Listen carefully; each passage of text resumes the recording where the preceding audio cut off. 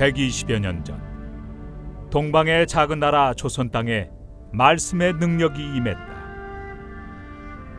머나먼 중국의 피음방으로 알려진 은자의 나라 조선. 구한말의 혼탁한 상황 속에서 그 땅을 사모하는 몇몇 선교사들의 기도가 있었지만 그 문은 쉽게 열리지 않았다.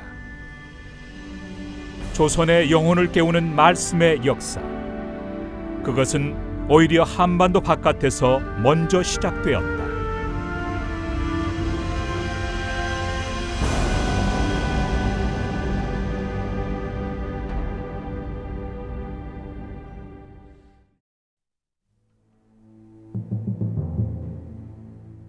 존 노스와 맥킨타이어 선교사.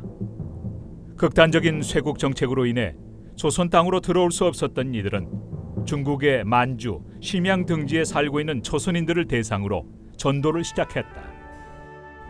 홍삼 장사를 하는 서상륜을 만난 것도 바로 이때이다.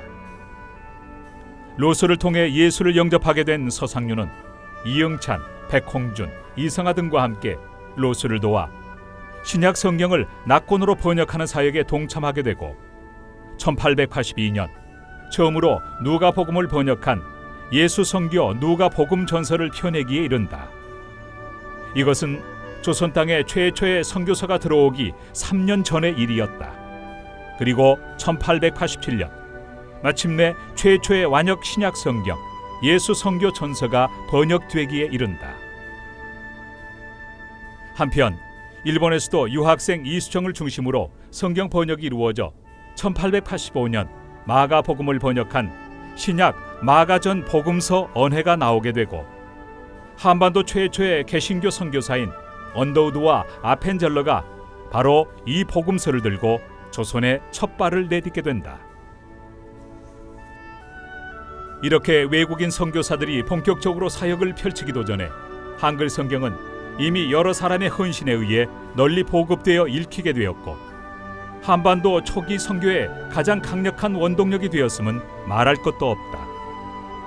그들은 무수한 박해에도 불구하고 만주에서 번역 출간된 성경들을 은밀히 국내로 반입시켰다. 이후 권서인으로 활동한 서상륜은 3년간 무려 15,000권이 넘는 성경을 손수 보따리에 짊어진 채 목숨을 걸고 국경을 넘나들었다 하니 웬만한 믿음과 열정으로는 도저히 감당할 수 없는 일이었다. 언더우드 선교사가 입국했을 때 이미 서울에 신앙 공동체가 있었던 것도, 선교를 시작한 지 2년 만에 수십 명에게 세례를 베풀 수 있었던 것도 바로 이같이 목숨을 건 성경 보급의 노력 때문이었다. 그래서 언더우드는 본국 선교부에 씨를 뿌려야 할 때에 이미 뿌려진 씨의 열매를 거두고 있다고 보고했다. 이처럼 한국 교회는 초기부터 우리말 성경을 통해 건강하고 자생력 있는 토착 교회로 성장할 수 있었던 것이다. 1907년 마침내 하나님은 한반도에 놀라운 부흥의 물결을 일으키셨다. 평양에서 시작된 부흥의 물결은 불과 2년 뒤인 1909년에 100만인 구령운동을 펼칠 만큼 한반도 전역을 휩쓸었다. 한반도의 영적 부흥은 당시 열강의 위협 아래 풍전등화와 같은 조선의 운명을 하나님이 능히 지켜주시리라는 기대와 소망 가운데 결코 멈추지 않을 것만 같았다. 그러나 1910년 조선은 결국 일본 제국주의의 총칼 아래 강점당하고 말았다. 선교사들은 쫓겨나고 교회는 신사참배와 배교를 강요당하는 극심한 핍박의 길로 들어서게 되었다. 복음을 받았을 뿐만 아니라 큰 부흥을 맞이한 한민족에게 왜 이러한 시련이 일어나야만 했을까? 그러나 하나님은 이 고난의 역사를 통해 놀라운 일을 시작하셨다. 은둔하는 백성 한민족을 한반도의 우물에서 끌어내어 온 세상에 흩뿌리는 역사를 시작하신 것이다. 당시 일제의 침탈로 인해 한반도를 떠난 한민족의 수는 역사상 전례를 찾을 수 없는 엄청난 규모였다. 그러나 그것은 시작에 불과했다.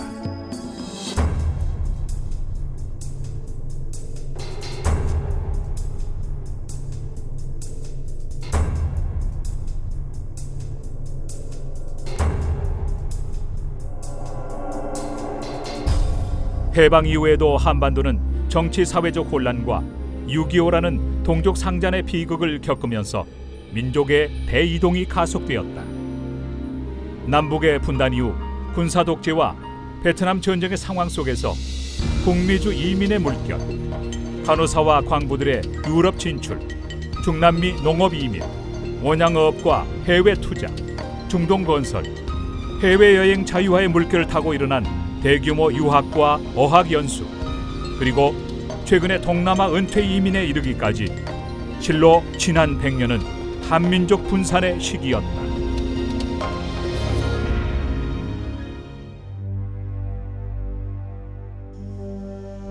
하나님은 한민족의 흩어짐을 통해 무엇을 이루고자 하셨는가? 그것은 하나님께서 팔레스틴 지역을 떠나 흩어져 살던 유대인 디아스포라들을 사용하신 섭리에서 그 해답을 찾을 수 있다. 하나님은 바벨론을 비롯한 강대국들의 침략을 통해 이스라엘을 이방 가운데 흩뿌리심으로 하나님 나라의 추수를 준비하셨다. 디아스포라는 바로 하나님의 추수를 위한 씨앗이었던 것이다. 유대인 디아스포라는 그 고통의 과정을 통해 유대적 배타성을 벗고 코스모폴리탄으로 거듭남으로써 예수 그리스도의 오심과 사도행전의 선교 시대를 준비할 수 있게 되었다. 바울과 바나바, 실라, 누가, 디모데, 아볼로 등 수많은 사도행전의 주역들이 바로 디아스포라였다. 그리고 하나님은 유대인만큼이나 자기 중심적인 한민족을 선교적 도구로 사용하기 위해 동일한 일을 행하셨다. 선교를 위해 택함받았으나 순종하지 않았던 이스라엘을 흩어 사고와 체질을 바꾸심으로 사도행전 시대를 준비하신 하나님은 복음적 부흥을 경험한 한민족을 흩으심으로 한민족 선교 시대를 준비하셨다.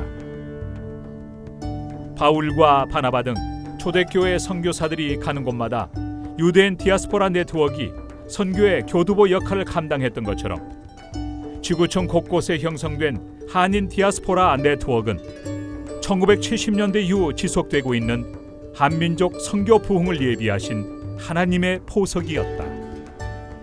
하나님께서 선교를 위해서 우리 민족을 흩어놓은 것이 너무도 분명하고 중국과 일본보다 우리가 100년 이민 역사가 늦는다고 하지만 그래도 하나님께서 그렇게 특별한 섭리 가운데 우리 민족을 흩어놓으시고 세계를 선교하게 하시는 그런 뜻을 저희들이 생각하면서 저는 이민교회의 사명은 오직 그 하나님의 뜻에 저희들이 맞춰 사는 데 있다고 생각을 해서 거기에 포커스를 맞추고 있습니다.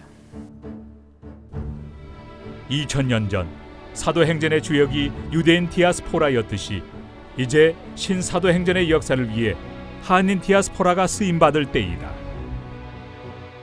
한인 디아스포라는 불행한 역사의 희생물이나 아메리칸 드림과 같은 성공의 추종자들이 아니라 하나님 나라의 추수를 위해 하나님께서 의도적으로 뿌리신 씨앗이었음을 깨달아야 한다. 성경의 출애굽기 19장 5절 6절에 보면은 이제 하나님께서 우리를 나의 소유된 백성이라고 말씀을 하시거든요. 거기에 소유라는 말이 그 히브리어의 세길라라는 말을 쓰는데 그 말은 이 부동산이라는 개념보다는 동산이라는 개념입니다. 그러니까 하나님께서 언제든지 우리를 움직이고 싶을 때는 우리는 사실 움직여져야지만 되는 우리의 정체성이라고 생각하거든요. 그래서 디아스포라는 결국 하나님 손 안에서 우리가 언제든지 원하시는 대로 우리가 옮겨주시면 옮겨가고 하는 그런 것이 우리의 정체성이 아닐까 생각을 해봅니다.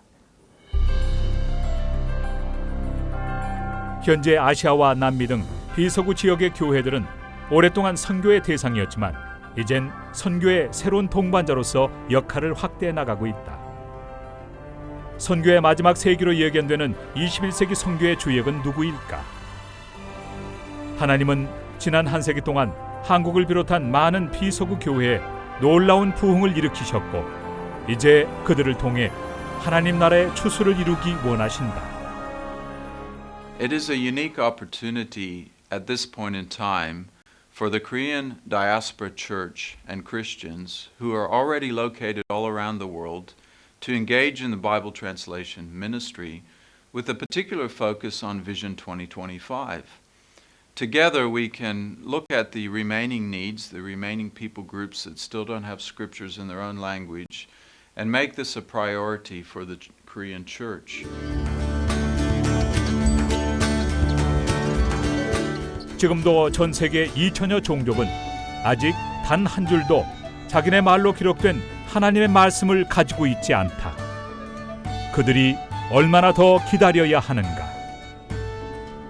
우리는 이 부르심에 응답하여 2025년까지 모든 종족의 언어로 성경 번역이 시작되도록 하자는 비전 2025의 목표를 세웠다.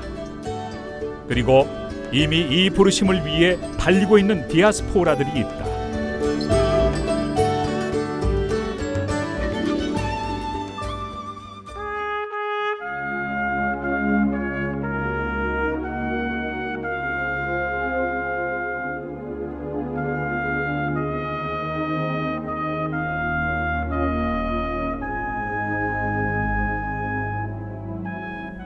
하나님은 한민족에게 고난의 역사를 통해 하늘의 씨앗을 뿌리셨다. 고요한 아침의 나라로부터 흩어진 씨앗들은 이제 열방의 열매를 가지고 돌아오게 될 것이다.